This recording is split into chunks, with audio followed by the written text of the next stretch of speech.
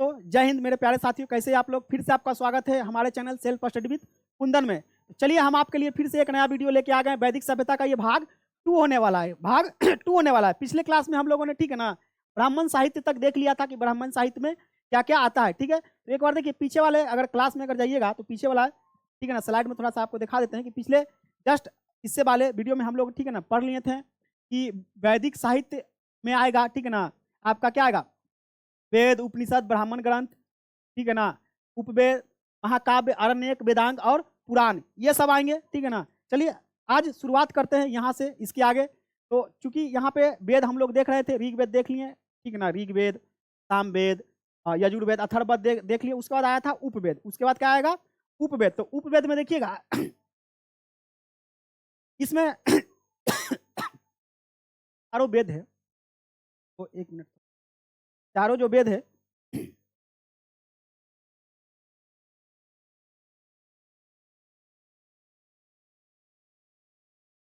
चारों वेद को और ज्यादा से आसान से समझने के लिए इसको वेद को और, ठीक है ना, पार्ट में तोड़ कर पढ़ा जाता है, यानी इसके उपवेद होते हैं। तो ये एग्जाम में पूछ सकता है, जो इंपॉर्टेंट है वो आपको बता दे रहे हैं। देखिए इसमें आपका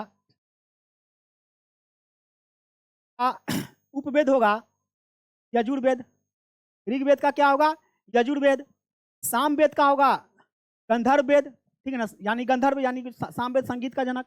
यजुर्वेद का होगा धनुर्वेद, युद्ध कला। इसमें क्या है, धनुर्वेद में क्या आता है, युद्ध कला आता है। इसमें इसमें यहाँ अथर्ववेद होना चाहिए, ठीक है ना, शिल्प वेद, ये सब मूर्ति कला ये सब आएगा, अभी वेद, ठीक है ना, यहाँ पे देख लीजिएगा। चलिए आगे बढ़ते हैं। उसका बाद बताए थे कि ब्राह्मण ग्रंथ, इसमें क्या आएंगे, ब्राह्मण ग्रंथ। तो ब्राह्मण ग्रंथ देखिएगा कि ऋग्वेद का ब्राह्मण ग्रंथ क्या होगा, ठीक है ना, सामवेद का ब्राह्मण ग्रंथ क्या होगा, यजुर्वेद का क्या होगा, अथर्ववेद का क्या होगा। और ये देखिए यहाँ पे अथर्ववेद ही होगा, ठीक है ना, यहाँ जो आपका है ना, यहाँ पे देखिए सब में मिसप्रिंट पे अथर्ववेद होगा, ठीक है।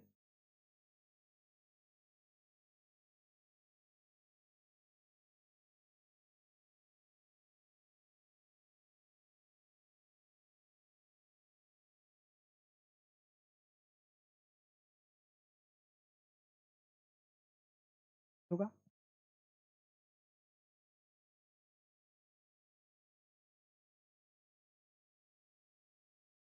ठीक है। ऋग्वेद का जो ब्राह्मण होगा ग्रंथ वो होगा ऐत्रेय और कौस्तुकी। क्या होगा, ऐत्रेय और कौस्तुकी, क्या होगा, ऐत्रेय और कौस्तुकी। उसके बाद सामवेद का होगा, सामवेद का आपका हो जाएगा तांडिया और जैसिमिया, तांडिया और जैसिमिया। यजुर्वेद का हो जाएगा तैत्रेयी और शतपथ, तैत्रेयी और शतपथ, ये क्या होगा, ब्राह्मण ग्रंथ। अथर्ववेद का हो जाएगा गोपथ, अथर्ववेद का क्या हो जाएगा, गोपथ, क्या ये ब्राह्मण ग्रंथ है। चलिए आगे बढ़ते हैं। अब है आपका उपनिषद। अब क्या है, उपनिषद। ठीक है, उपनिषद का अर्थ क्या होता है कि शिष्य के, यानी सॉरी, गुरु के समीप बैठकर ज्ञान प्राप्त करना। इसके समीप, गुरु के समीप, ठीक है ना। उपनिषद में क्या होता था कि इसमें जो शिष्य होता था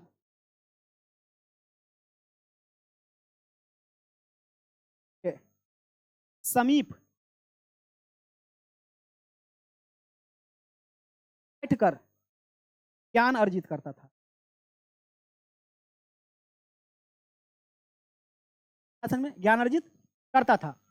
तो उपनिषद में क्या है, तो देखिएगा कि उपनिषद वास्तव में क्या है, समीप बैठकर, अभी बताएं कि विद्या प्राप्त करने हेतु पास बैठकर गुरु का, यहाँ पे लिख दिया गया है।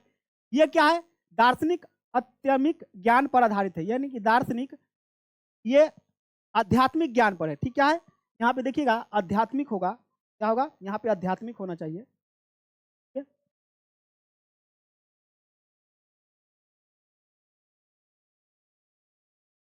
आध्यात्मिक, आध्यात्मिक ज्ञान पर है, आधारित होगा। कौन सा, उपनिषद। उसके बाद इसमें देखिएगा वेदांत भी कहा जाता है इसको, वेदांत भी कहा जाता है इसको, क्या कहा जाता है इसको, वेदांत भी कहा जाता है। कुल अगर देखिएगा उपनिषदों की संख्या 108 है। कितना है? 108 उपनिषद हैं। आ रहा समझ में? चलिए आगे बढ़ते हैं, समझ में आ रहा है, ठीक है ना। इसमें देखिए जहाँ समझाने लायक रहेगा कॉन्सेप्ट वहाँ पे आपको, ठीक है ना, समझाएंगे। जैसे देखिए सिंधु घाटी सभ्यता, ये सब कॉन्सेप्ट दिए, ठीक है ना। ये थोड़ा सा क्या है, टर्म है, तो इसको समझते हुए और इसको याद कर लेना है। अब आइए देखिए कि इसमें प्रमुख उपनिषद कौन कौन है। तो इसमें प्रमुख उपनिषद अगर देखिएगा तो इसमें देखिएगा जगवेद, जगवेद आपका ऐतरेय उपनिषद होगा। सामवेद का हो जाएगा, इसमें देखिए यहाँ जगवेद लिखा है, ऋग्वेद होना चाहिए यार ना, क्या मिस प्रिंट क्या है, ठीक है, पे ऋग्वेद होना चाहिए, है ना। ऋग्वेद का जो उपनिषद होगा, ठीक है, यहाँ पे देखिए ये क्या है, यहाँ वेद है,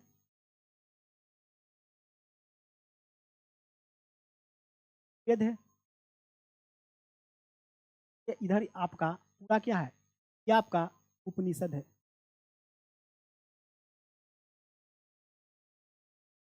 उपनिषद है, इसमें देखिएगा ऋग्वेद का उपनिषद होगा ऐतरेय, और ऐतरेय उपनिषद क्या होगा, ऐतरेय उपनिषद। सामवेद का होगा छंदोक उपनिषद। यजुर्वेद का होगा तैतरेय और मैत्रेयार्णी कंठ उपनिषद। अथर्ववेद का होगा प्रश्न उपनिषद, मांडुक्य उपनिषद, और ये मांडुक्य होगा मांडुक उपनिषद, ठीक है। चलिए बढ़ते हैं आगे, देखिएगा उपनिषद के बाद आया था यानी, ठीक है ना।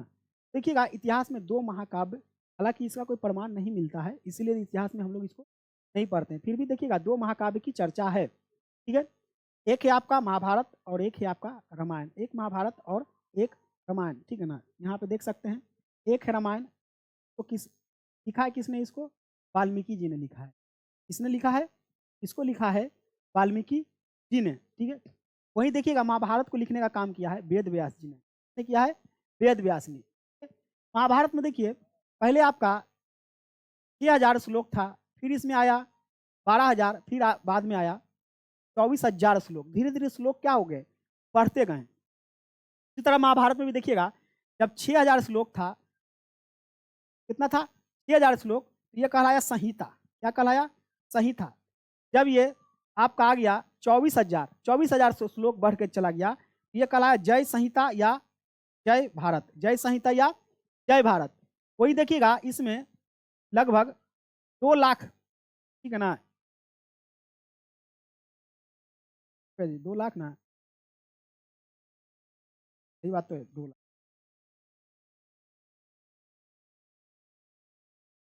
जब श्लोक बढ़ के, समझ में आ रहा है कितना चला गया, 2 लाख, तो क्या हो जाएगा ये महाभारत कहलाया, देख रहे हैं। तो ये महाकाव्य है। देखिए इतिहास में इसलिए नहीं इसको पढ़ा जाता है कि ये सिर्फ महाकाव्य है, लेकिन अभी तक इसका किसी भी तरह से कोई पुख्ता सबूत या साक्ष्य नहीं मिला है कि ऐसा हुआ भी है, ठीक है ना। इसलिए इतिहास में इसको खास जगह नहीं दिया गया है, लेकिन हमारे वेद ग्रंथ में इसको पढ़ा जाता है। और हम लोग अगर देखिएगा हिंदू धर्म जो भी है काफ़ी मान्यता रखते हैं, हम लोग रखते हैं इसमें। चलिए आगे बढ़ते हैं। तो उसके बाद देखिए आया था अरण्यक। क्या आएगा, अरण्यक। अरण्यक का मतलब होता है कि वन में जाके शिक्षा ग्रहण करना, यानी जंगल में रहकर शिक्षा ग्रहण करना। क्या होता है इसका, होता है अर्थ कि जंगल में रहकर शिक्षा ग्रहण करना, जंगल में शिक्षा ग्रहण करना। इसमें आत्मा और परमात्मा से संबंध, यानी अपने आत्मा को परमात्मा से कैसे कनेक्ट किया जाए, समझ में आ रहा है नहीं। इसमें वन में गया तपस्या करेगा, जंगल में जाके क्या करेगा, जंगल में एकदम गया,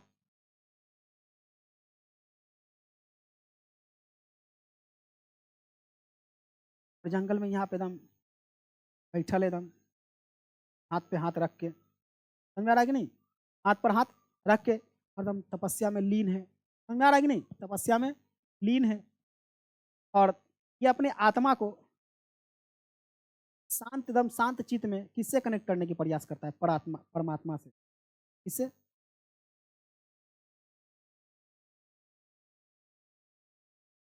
कनेक्ट करने का प्रयास करता है। आ रहा समझ में। उसके बाद इसमें देखिएगा ये प्रथम दार्शनिक ग्रंथ है, यानी दार्शनिक देख सकते हैं दर्शन शास्त्र का इसमें जिक्र है कि अपने आत्मा को परमात्मा से कनेक्ट करना है, तो ये प्रथम ही होगा। उसके बाद इसमें देखिएगा रहस्यवाद, जन्म मृत्यु, पुरोहित, दर्शन का वर्णन है। यानी ये इतना, ठीक है ना, कि कुछ करना, आध्यात्मिक ज्ञान करना कि ठीक है ना, जन्म और मृत्यु के बारे में सोचना, ठीक है ना, कि आखिर इसका रहस्य क्या है, इसके बारे में जानना, ये सब पर ठीक है ना जाके विचार किया जाता है इसमें आत्मा और परमात्मा से जोड़ने के लिए। ठीक है, चलिए आगे देखिए। उसके बाद वेदांग, ठीक है।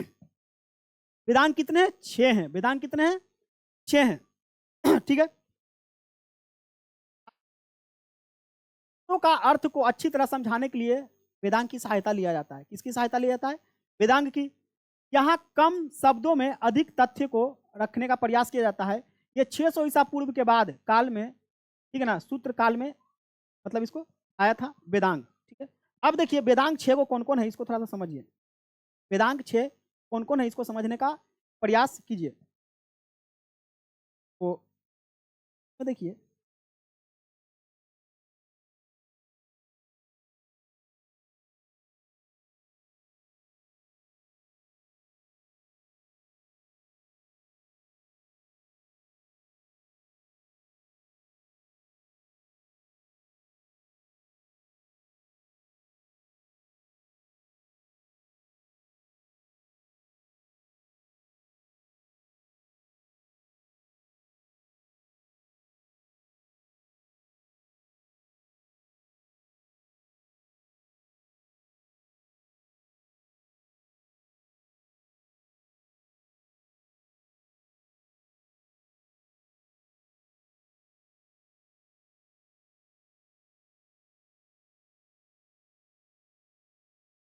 मान लेते हैं कि क्या है, ये वेद है।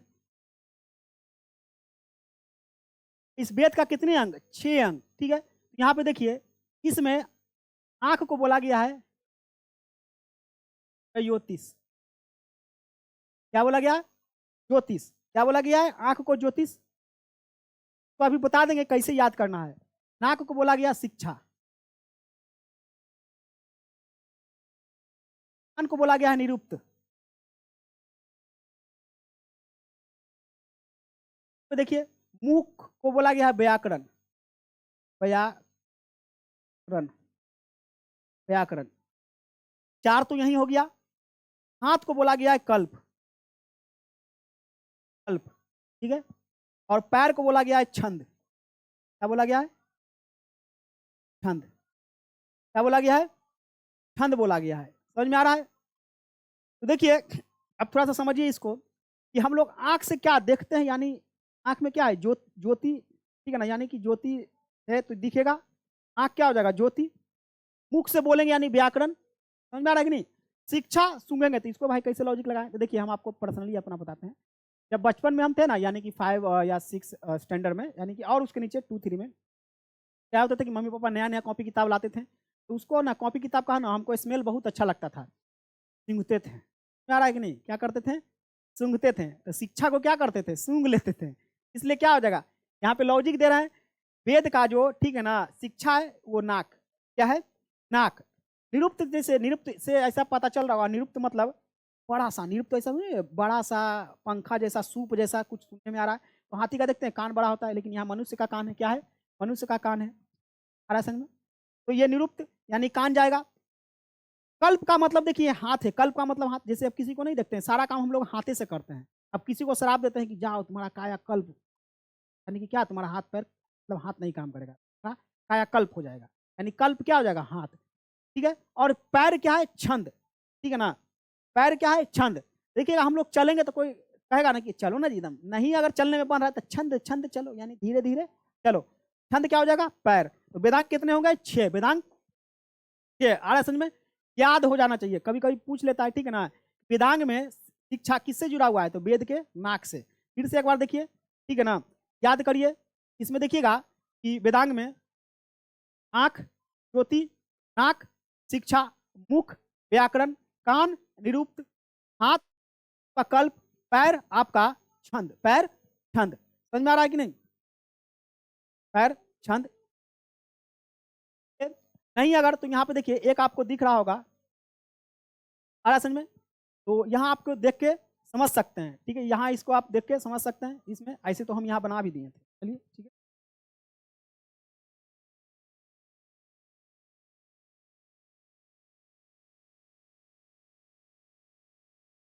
आइए। ठीक है।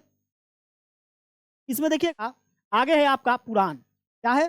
पुराण। तो पुराणों की संख्या कितना है? 18 है। पुराणों की संख्या कितना है? 18। बस इतना याद रखिए, पुराणों की संख्या कितना है। ठीक है।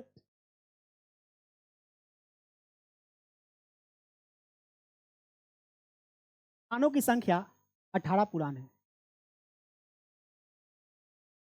पुराण, ठीक है, ये याद रखिएगा। सबसे पुराना अगर कहे तो मत्स्य पुराण, सबसे पुराना अगर कहे तो मत्स्य पुराण, जिसमें किसकी चर्चा है? कौन सा वंश?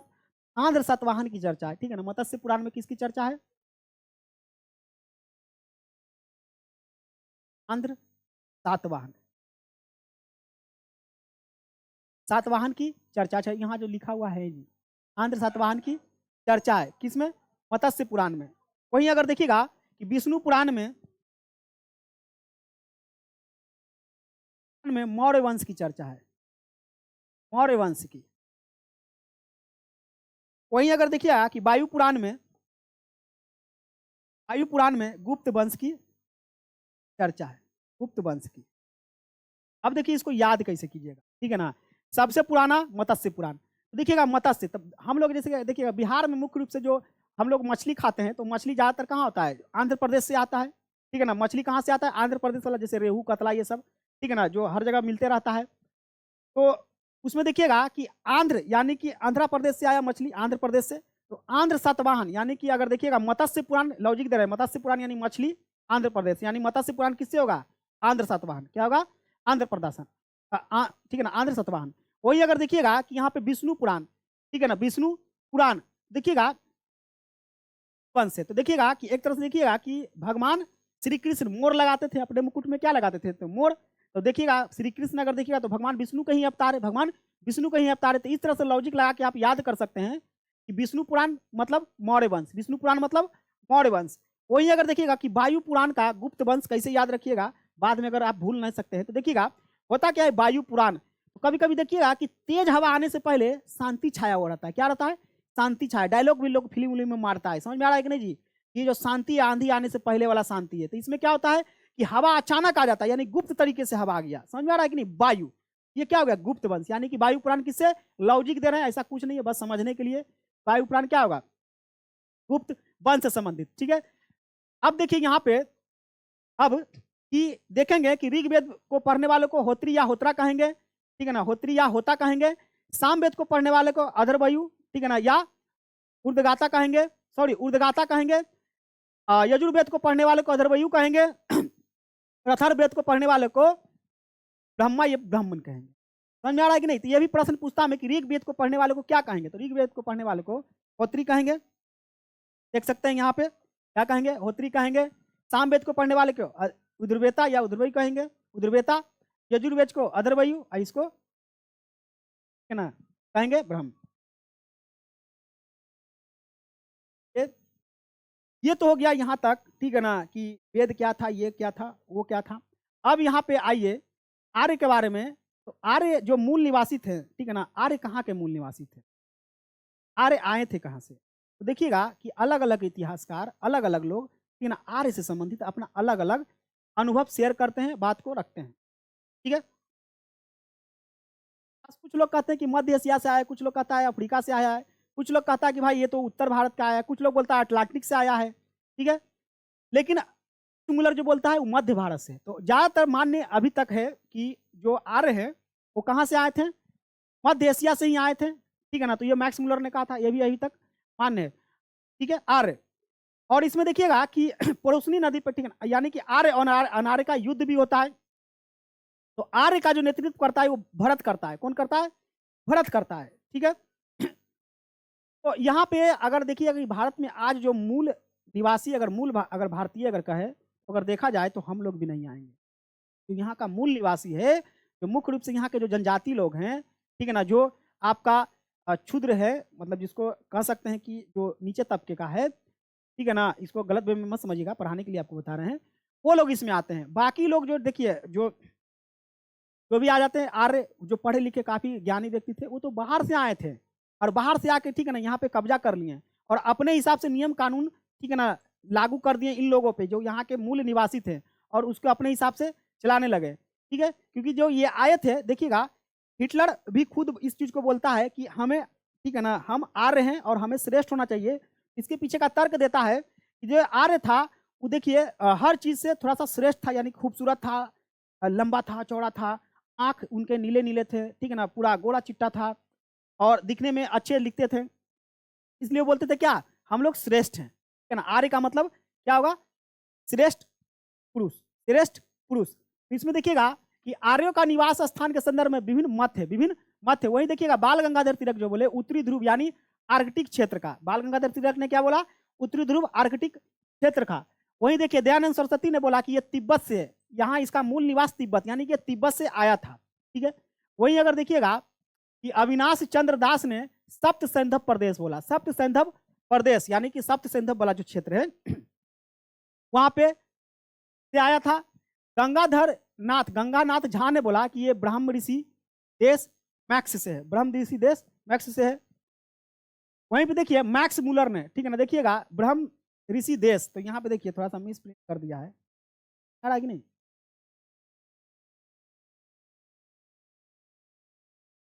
देखिए जो ये आपका है कि गंगानाथ झा, ये ब्रह्म ऋषि देश होगा, समझ में आ रहा है ना। मैक्स जो है ना यहाँ पे जाएगा, ये मैक्स मूलर, ठीक है ना, यहाँ पे आगे इसके लगेगा मैक्स, मैक्स, है ना। मैक्स मूलर ने कहा था कि मध्य एशिया से है, तो अभी देखिएगा ज्यादा मान्य यही है, ज्यादा मान्य यही है, मान्य मध्य एशिया वाला, ठीक है ना, मध्य एशिया वाला। वही बिलियन जोन्स ने कहा यूरोप से आया है, बिलियन जोन्स ने कहा यूरोप से आया है। प्रोफेसर पिंका बोला कि जर्मनी से आया है। पी गिल यानी ग्लाइट्स ने बोला ये हजारी से आया है ना, यहाँ भी लगता है गलत लिखा गया है, ठीक है ना।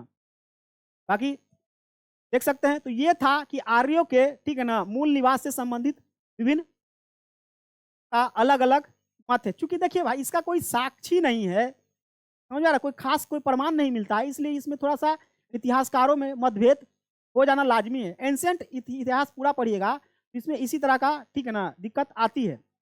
और मुख्य रूप से ये सब देखिएगा तो ये तो वेद मौखिक रूप से था ही, फिर बाद में इसको भी बताएं कि इसको लिपिबद्ध किया जाता है। देखिएगा इसी में आर्य के बारे में कि मैक्स मूलर ने मध्य एशिया सिद्धांत ही बोला, कहाँ मध्य एशिया, तो देखिए मध्य एशिया कौन बोला, मैक्स मूलर। सिद्धांत ज्यादा मान्य सिद्धांत है, जस्ट बताया आपको। और 1400, ऐसा क्यों है कि 1400 ईस्वी में बेगोज कोई अभिलेख पाया जाता है, ये मध्य एशिया से पाया जाता है, ठीक है ना। ये जो बेगोज कोई अभिलेख है, ठीक है ना, यहाँ पे 1400 ईस्वी में मध्य एशिया से एक अभिलेख पाया जाता है जिसका नाम होता है बिगेज बोगोज कोई, बोगोज कोई, कोई अभिलेख, जिसमें देखिएगा इंद्र वरुण और नक्षत्र देवताओं का जिक्र इसमें होता है, इसमें होता है बेगोज कोई अभिलेख में इंद्र, वरुण और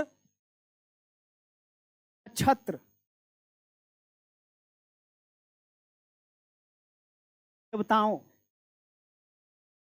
देवताओं का इसमें जिक्र होता है। आ रहा है समझ में। इसलिए थोड़ा सा ये मान्य हो जाता है कि शायद कहीं ना कहीं जो आर्य थे वो मध्य एशिया से ही आए थे। यहाँ पे चलिए, यहाँ पे दिया हुआ है जी बेगोज, बेगोज कोई अभिलेख, ठीक है ना। इसमें इसमें देखिएगा अभिलेख में 4 वैदिक देवताओं का, 4 वैदिक देवता, ये भी पूछता है कि बेगोज कोई में, ठीक है ना, किन देवताओं का जिक्र मिलता है। तो देखिए यहाँ पे दिया हुआ है इंद्र मित्र वरुण और नासत्य। यहाँ पे नक्षत्र लिखे थे, नासत्य होगा, ठीक है ना, क्या होगा, नासत्य, ठीक है ना, क्या होगा, नासत्य देवता, इंद्र वरुण नासत्य और एक मित्र, 4 हो गया। इन देवताओं का जिक्र है बेगोज कोई में प्राप्त होता है, क्योंकि ऋग्वेद काल में भारत आर्यों ने इन्हीं देवताओं की पूजा करते थे, समझ में आ रहा है ना। और क्या प्रमाण मिलता है कि जो आर्य थे इन्हीं देवताओं का पूजा करते थे। तो बताओ यहाँ पे पूरा मान्य होगा कि नहीं कि मध्य एशिया से आए। वहां से एक अभिलेख पाया गया 1400 BC में, बेगोज कोई अभिलेख, उसमें इन देवताओं का भी जिक्र है और ये लोग पूजा भी इन्हीं देवताओं का करता था, इसलिए ये थोड़ा सा ज्यादा मान्य हो जाता है। मैक्स मूलर वाला जो बात है कि मध्य एशिया से आया है।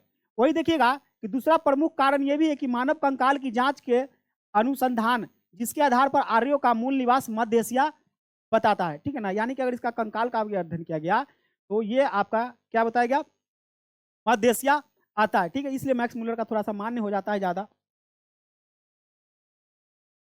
आर्यों का आगमन का क्रम, तो आर्य आए कैसे कैसे, देखिएगा कि अगर देखिए कि अगर ये भारत,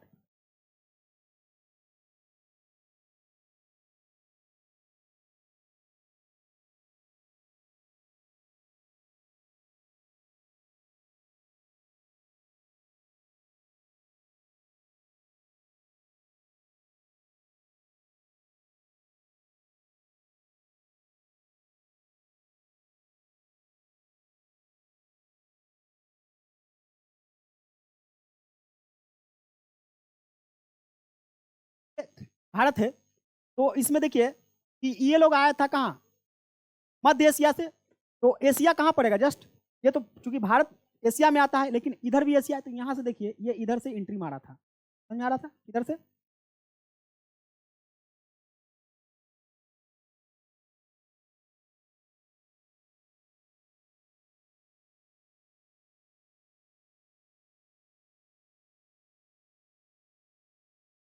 इधर से एंट्री मारा था। यहाँ पे देखिए पंजाब का क्या होगा, सिंधु, सिंध क्षेत्र, ठीक है ना। ये मध्य एशिया, यहाँ क्या था, मध्य एशिया देख रहे हैं, ये मध्य एशिया से, ठीक है ना। पहले क्या करेगा, यहाँ से देखिए ये पाकिस्तान वाला हिस्सा, फिर इधर हो गया अफगानिस्तान वाला, तो पहले क्या आ जाएगा अफगानिस्तान। फिर यहाँ पे देखिए ये पंजाब वाला क्षेत्र, तो पंजाब आपको पता है कि पंजाब दो भागों में बटा हुआ है अभी वर्तमान में, ठीक है ना। एक आधा पंजाब चला गया पाकिस्तान में, और एक आधा पंजाब है आपका भारत में, समझ में आ रहा है। तो ये फिर पंजाब वाले क्षेत्र में आएगा, पहुंचा, फिर पंजाब से जस्ट यहाँ पे हरियाणा, हरियाणा तक पहुंचा, फिर यहाँ पे दिल्ली, यहाँ पे क्या जाएगा, दिल्ली में, समझ में आ रहा है। दिल्ली के बाद क्या आएगा, जस्ट यहाँ पे देखिए उत्तराखंड, उत्तराखंड के बाद आएगा यूपी, फिर यूपी में एंट्री मारेगा, ठीक है ना। उत्तर प्रदेश, ठीक है ना, यानी कि पहले आ गया यहाँ पे पश्चिमी उत्तर प्रदेश, फिर हो जाएगा पूर्वी उत्तर प्रदेश, तब आएगा बिहार में, तब आएगा बिहार में, समझ में आ रहा है कि नहीं। तो ये इस तरह से आया, और ये ऐसा नहीं कि तुरंत आ गया, आपका यहाँ आने में इसको काफी समय लगा, काफी समय लगा, कुछ दिन तो समझ में आ ना कि सैंदप प्रदेश में ही लोग निवास किया था, धीरे धीरे आगे की ओर बढ़ा, ठीक है। तो ये आने का क्रम देख सकते हैं, ठीक है ना, आगे कैसे कैसे आगमन हुआ था। चलिए आगे बढ़ते हैं।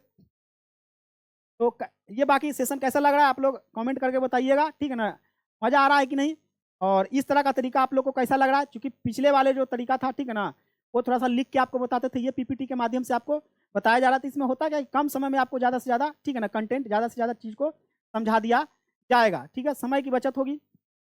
चलिए आर्यों के तीव्र विस्तार का कारण, देखिएगा आर्य का तीव्र विस्तार का कारण क्या क्या हो सकता है। तो एक तो पहले कि देखिए आर्य ज़्यादा बुद्धिमान थे, आर्य क्या थे, ज़्यादा बुद्धिमान थे, मस्तिष्क रूप से ज़्यादा सबल थे वो, ठीक है ना। युद्ध कला भी जानते थे, वेद के बारे में भी जानते थे, ठीक है। उनके पास घोड़ा भी था युद्ध करने के लिए, और समझ में लोहे के उपकरण भी थे, आपको बताए थे कि सिंधु घाटी सभ्यता, जहां तक कि कांस्य युगीन सभ्यता थी, कैसा थी, कांस्य युगीन, क्योंकि वहां पे तांबा था, लोहे के बारे में सिंधु घाटी सभ्यता के लोग परिचित नहीं थे, तो तांबा में टीन मिला के कांसा बना लिया जाता था, तो लोग मिश्र धातु के बारे में पता था। लेकिन वैदिक सभ्यता में क्या हो जाएगा कि वैदिक सभ्यता में आपका कि लोहे के बारे में लोग अवगत हो जाता है, लोहे का ज्यादा इस्तेमाल करता है। और देखिएगा तांबा और लोहे के मुकाबला में, यानी कि लोहे का जो शार्पनेस होगा वो ज्यादा हार्ड होगा, तो यहाँ जो तलवार होगा, जो हथियार होगा, वो ज्यादा धड़ल्ले से बनेगा, ठीक है। उसके बाद ये लोग सुरक्षा कवच भी बना लिया था, यानी कि युद्ध में लड़ने के लिए ढाल वगैरह, ठीक है, सुरक्षा कवच ही बना लिया था। जैसे देखिए कि आप लोग देखते होंगे कि सीरियल देखते होंगे महाभारत वगैरह, ठीक है ना, इस तरह से देखिए ढाल,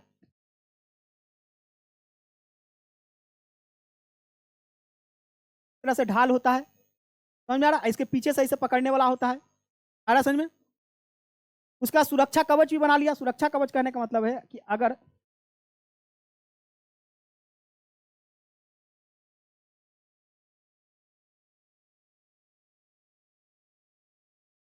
ठीक है, यहाँ पे देखिए सुरक्षा कवच, ये व्यक्ति है,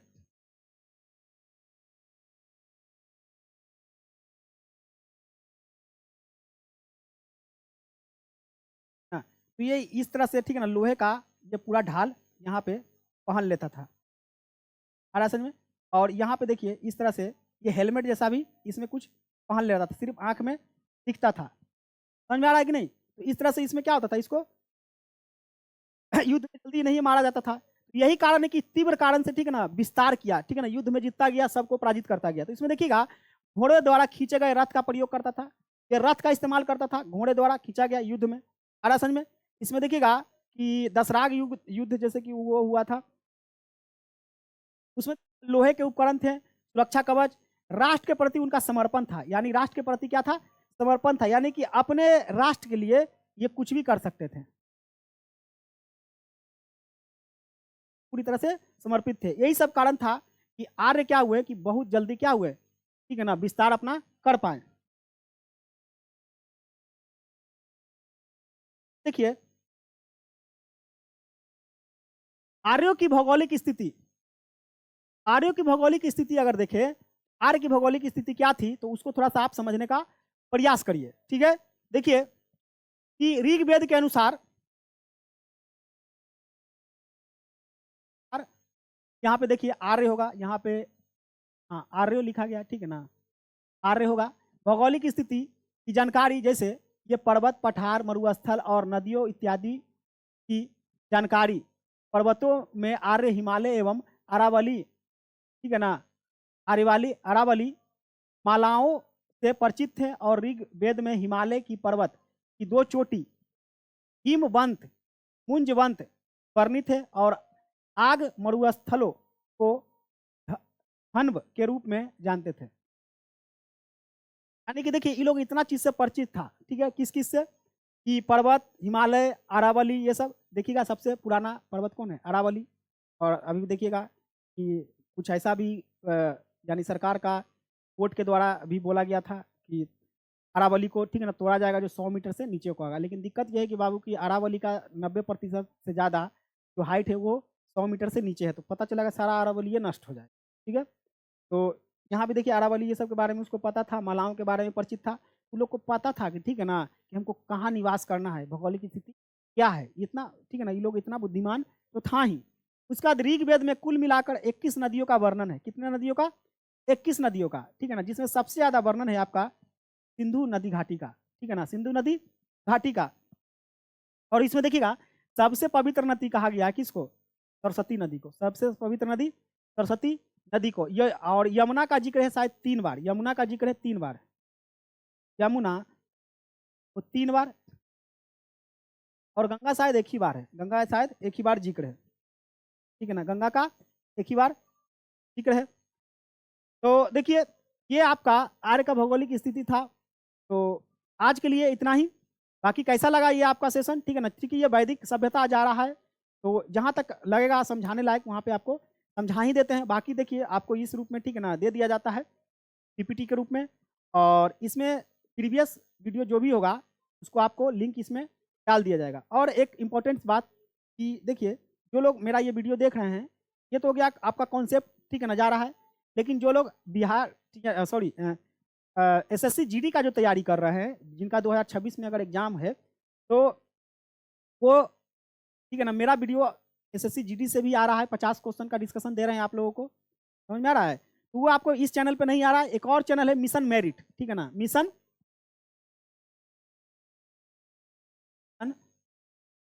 मेरिट,